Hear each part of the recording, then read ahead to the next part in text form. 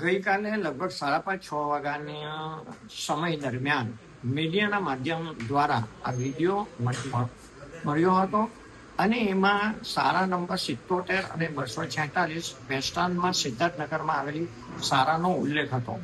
ત્યારબાદ નિરીક્ષકો અને આચાર્યોનો સંપર્ક કરતા આ વિડીયો લગભગ 15-20 દિવસ પહેલાનો હતો.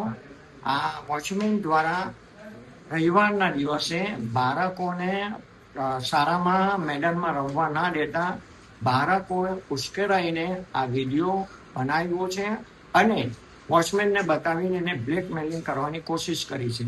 વોચમેન દ્વારા સમાધાન કરીને આ વિડીયો ડિલીટ પણ કરવામાં આવ્યો હતો, પરંતુ કોઈક બીજા વિદ્યાર્થી પાસે આ વિડીયો હશે અને એ વાયરલ થયો છે. એ ખૂબ જ ગંભીર બાબત છે. શાળાના સરસ્વતીના ધામમાં આ રીતે કોઈ પણ સંબંધીઓ હોય કે મિત્રો દ્વારા દારૂની પાર્ટી મનાવવામાં આવે એ નગર પ્રાથમિક શિક્ષણ સમિતિ માટે અને શાળા માટે ખૂબ જ ગંભીર બાબત છે.